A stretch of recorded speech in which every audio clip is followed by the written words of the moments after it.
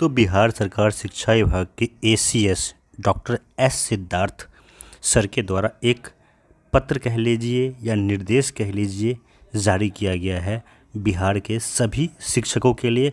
और यह जो जारी किया गया है आप यहाँ पे देख सकते हैं, आज के डेट में जारी किया गया है। डेट यहाँ पे दिया हुआ है और यह भेजा गया है सभी ज़िला शिक्षा पदाधिकारी को। इसमें मोटे तौर पे क्या है पहले मैं आपको बता दूं, फिर मैं आपको इसमें अक्षरशः क्या बातें कही गई है वो भी मैं आपको पढ़ के बताऊंगा।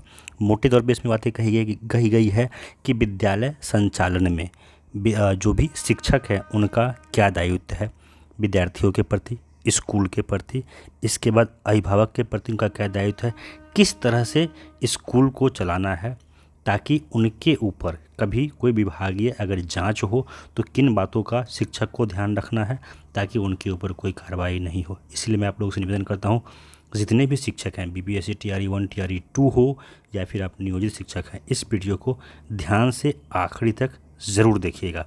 सबसे पहले शुरुआत करते हैं इस पत्र के विषय से। देखिए कहा गया है विद्यालय में शिक्षकों की भूमिका एवं दायित्व के संबंध में, यानी कि अगर आप शिक्षक हैं तो आपका विद्यालय में क्या भूमिका होना चाहिए और आपका क्या दायित्व है, यही बताने का मेन उद्देश्य है इस पत्र का। आगे देखिए इस पत्र में कहा गया है कि उपर्युक्त विषय के संबंध में कहना है कि शिक्षा विभाग बिहार सरकार राज्य के सभी सरकारी विद्यालयों में शैक्षणिक गुणवत्ता सुनिश्चित करने एवं सभी विद्यालयों में समग्र विकास हेतु प्रतिबद्ध है। इस संबंध में विद्यालयों में शिक्षकों की महत्वपूर्ण भूमिका है, जिसमें शिक्षक ही बच्चों के समग्र विकास को सकारात्मक दिशा प्रदान करता है। विद्यार्थियों के शैक्षणिक उपलब्धि के साथ साथ उनके सामाजिक एवं भावनात्मक व्यवहार का परिमार्जन कर उन्हें भविष्य का एक श्रेष्ठ नागरिक बनाना उनका दायित्व है। यह आवश्यक है कि शिक्षक अपने विद्यालय एवं विद्यार्थियों के हित में अपने कर्तव्यों का निर्वहन दृढ़तापूर्वक करे। इसमें आगे देखिए कहा गया है कि उक्त के आलोक में सभी जिला शिक्षा पदाधिकारी को निर्देश दिया जाता है कि राज्य के सभी विद्यालयों में विभाग द्वारा जारी शिक्षक मार्गदर्शिका उपलब्ध करवाना सुनिश्चित करें, ताकि शिक्षकों तक मार्गदर्शिका पहुँच सके एवं उनका अनुपालन सुनिश्चित किया जा सके।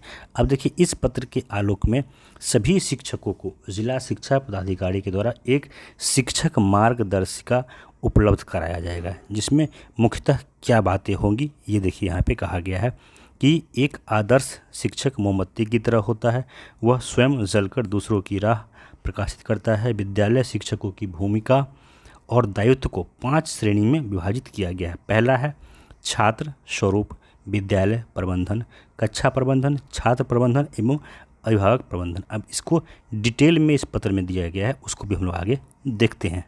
जो सबसे पहला दायित्व है वो है आपका छात्र प्रबंधन। इसमें देखिए कहा गया है शिक्षक यह सुनिश्चित करेंगे कि सभी विद्यार्थी निर्धारित विद्यालय की पोशाक एवं अपने बस्ते में विद्यालय की समय सारणी के अनुसार सभी विषयों की पाठ्यपुस्तक, नोटबुक, पेंसिल बॉक्स, पीने का पानी की बोतल लेकर विद्यालय आएँ। यह भी अपेक्षित है कि विद्यार्थी अपनी व्यक्तिगत स्वच्छता जैसे नियमित स्नान, कटे सबड़े बाल एवं कटे हुए नाखून पर ध्यान देते हुए विद्यालय आना सुनिश्चित करें। अभिभावक भी अपने प्रतिपाल्य को विद्यालय भेजने से पहले उपरोक्त सभी बिंदुओं का सत्यापन करें। यानी कि जो पहला दायित्व है दिया गया है इसमें ये कहा गया है कि मोटे तौर पे आपको इस बात का ध्यान रखना है कि बच्चा अगर स्कूल में आता है तो वो साफ़ सुथरा कपड़ा पहन के आए, उसके बाल कटे होने चाहिए, नाखून कटे होने चाहिए, प्रॉपर बैग लेकर के आए और जो भी स्कूल का टाइम टेबल उस टाइम टेबल के हिसाब से उसके पास बुक और कॉपी होना चाहिए। इसका देखिए ख में कहा गया है विद्यालय प्रबंधन। इसमें बहुत सारा पॉइंट है, ये एक एक करके हम लोग पढ़ते हैं। देखिए पहला पॉइंट जो है इसमें कहा गया है कि कक्षा प्रारंभ होने से 10 मिनट पहले विद्यालय में उपस्थित रहना है। इसके अलावा विद्यालय परिसर के अंदर ई शिक्षा कोष के द्वारा अपनी जो हाजिरी है वो करना है। तीसरा में कहा गया है विद्यालय प्रधानाचार्य/प्राचार्य के साथ बैठक कर उस दिन की शिक्षक योजना पर विमर्श करना है। ये जो मैं बता रहा हूँ आप लोग को, ये सभी शिक्षक का दायित्व है। विद्यालय की प्रातःकालीन जो चेतना सत्र है उसमें उपस्थित रहना है। इसके बाद प्रतिदिन चेतना सत्र में नैतिक मूल्यों पर चर्चा करना एवं विशेष अवसरों पर, जैसे कि 7 अप्रैल को हो गया विश्व स्वास्थ्य दिवस, यानी जो नए डेली जो मनाया जाता है दिवस, उस दिवस पर उसकी महत्ता के बारे में भी चर्चा करना है। सभी शिक्षक अनिवार्य रूप से शिक्षा संस्थानों में 6 दिवसीय आवासीय प्रशिक्षण पूरा करना सुनिश्चित करेंगे। बहुत से लोगों ने कर लिया है, जिनका बचा हुआ है उनका अभी चल रहा है। किसी भी विद्यालय में अप्रशिक्षित शिक्षक के पाए जाने पर कठोर कार्रवाई की जाएगी। अगर किसी विद्यालय में ऐसे टीचर मिलते हैं जिन्होंने 6 दिवसीय ट्रेनिंग नहीं की तो उनके ऊपर कठोरतम कार्रवाई की जाएगी। विद्यालय में उपस्थित सभी विद्यार्थियों को निर्धारित सूची के अनुसार स्वस्थ मध्याह्न भोजन, अब ये उन स्कूलों के लिए जहाँ पे मिड डे मील मिलता है, सभी विद्यार्थी के किसी भी विद्यार्थी के कुपोषित पाए जाने पर उनकी पहचान कर वर्ग शिक्षक शिक्षिका द्वारा उनके पोषण एवं स्वास्थ्य को विशेष प्राथमिकता दी जाए। चिन्हित विद्यार्थियों को अल्पाहार एवं भोजन के साथ उनके पोषण का ब्यौरा अभिभावकों के साथ रखा जाए। अगला पॉइंट है, विद्यार्थियों का कल्याण एवं उनकी सुरक्षा सर्वाधिक महत्वपूर्ण है। सभी विद्यार्थियों का शिक्षकों के लिए सुरक्षित विद्यालय वातावरण सुनिश्चित किया जाए।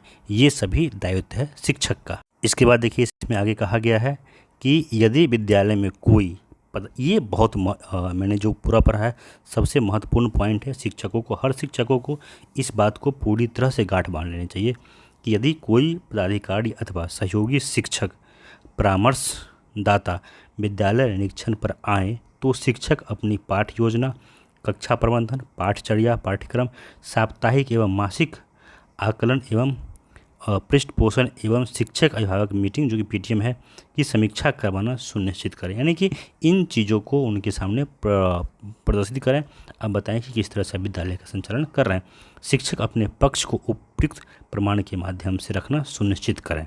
ये बहुत इंपॉर्टेंट है कि अगर आपके विद्यालय में कभी कोई निरीक्षण होता है तो इन सभी चीज़ों का ही आपका जो है कि कहिए अवलोकन सत्यापन किया जाएगा। जो 10वां पॉइंट इसमें देखिए कहा गया है कि शैक्षणिक मार्गदर्शन सहायता हेतु सभी अपने सहयोगी शिक्षक से परामर्श लेना सुनिश्चित करें। अब अगला जो पॉइंट है यह है कक्षा प्रबंधन किस तरह से करना है। इसको लेकर के देखिए कहा गया है, पहला जो पॉइंट इसमें कहा गया है कि जो ब्लैक बोर्ड है उस पर किन चीज़ों का अंकित होना बहुत ज़रूरी है। तो डेट होना चाहिए, दिन होना चाहिए, विषय होना चाहिए और कितने बच्चे उपस्थित हैं इसका भी उस पर अंकित होना बहुत ज़रूरी है। इसके बाद इसमें आगे कहा गया है कि पहली जो पीरियड होगी प्रारंभ होने से पहले वर्ग कक्ष की सफाई जो भी प्रतिनियुक्त कर्मी हैं उनके माध्यम से करवाना सुनिश्चित की जाए। इसके बाद जो तीसरा पॉइंट है इसमें कहा गया है कि विद्यार्थियों का जो अटेंडेंस है ई शिक्षा कोष ऐप के माध्यम से उपस्थिति पंजी में दर्ज कराना सुनिश्चित किया जाए और इसके लिए जो समय दिया गया है वो 5 मिनट का समय दिया गया है, इसको आपको 5 मिनट में कर लेना है। जो चौथा पॉइंट इसमें कहा गया है कि कक्षा में विद्यार्थियों की संख्या अधिक होने पर अपने प्रधानाचार्य या फिर प्राचार्य से विमर्श कर उनके इसके आगे इसमें कहा गया है कि अगर छात्रों की संख्या अधिक है तो उसको सेक्शन में विभाजित कर देना है। आगे देखिए कहा गया है कि विषयवार शिक्षकों की कमी होने पर बहुस्तरीय कक्षा का जो है आयोजन वो कराया जाना है और एक ही कक्षा में जो अलग कक्षा के छात्र उनको बिठा करके आप जो छोटे बच्चे हैं उन्हें आगे की पंक्ति में और जो बड़े बच्चे हैं उन्हें पीछे की पंक्ति में बिठाना सुनिश्चित किया जाए। आगे देखिए जो पॉइंट नंबर 6 है इसमें कहा गया है कि बहुस्तरीय कक्षा की स्थिति में कक्षा प्रारंभ के 10 मिनट के अंदर सभी कक्षा के विद्यार्थियों को शैक्षणिक गतिविधि कार्य निर्दिष्ट कर दिया जाए। छोटी कक्षा के विद्यार्थियों को अधिक समय देते हुए जो उनका एफएलएन किट है उसके पे ज़्यादा बल देने की बात कही गई है।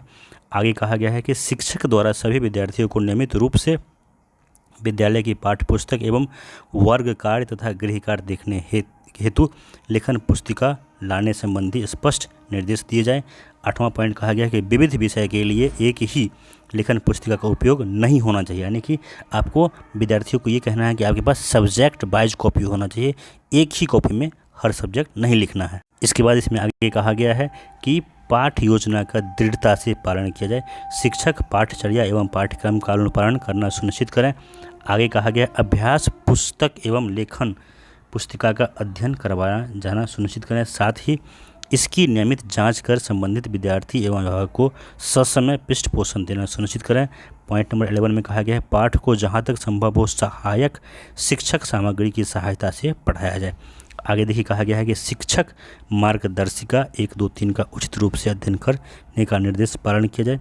इसके बाद जो अगला पॉइंट है पॉइंट नंबर 13, इसमें कहा गया है कि प्रत्येक सप्ताह में विद्यार्थियों का साप्ताहिक परीक्षण विकसित किए गए प्रश्न संग्रह के प्रश्नों की सहायता से अथवा स्वयं के स्तर से विकसित प्रश्नों का द्वारा कराना सुनिश्चित किया जाए। आगे कहा गया है कि विद्यार्थियों का जो डायरी है वो भी रेगुलर इसको देखा जाए। इसके आगे कहा गया है कि यह सुनिश्चित करें कि कक्षा में पाठ्य पुस्तकों के पठन पर विशेष बल दिया जाए। आगे पॉइंट नंबर 16 में कहा गया है अपने विद्यालय में जो विद्यार्थी हैं उनका इंग्लिश भाषा का विकास करने के लिए भी बल दिया जाए। इसके बाद जहाँ तक संभव हो सके जो भी बिहार सरकार का एप्लीकेशन है, दीक्षा ऐप हो गया या फिर PM विद्या चैनल है, इस पर भी बच्चों को किस तरह से यूज करना है ये बताया जाए। इसके अलावा नियमित रूप से 3 माह के निश्चित अंतराल पर विद्यार्थियों का जो प्रगति पत्र है वो भरकर अभिभावकों को दी जाए। विद्यार्थियों को नियमित रूप से गृह कार्य दिया जाए, होमवर्क दिया जाए।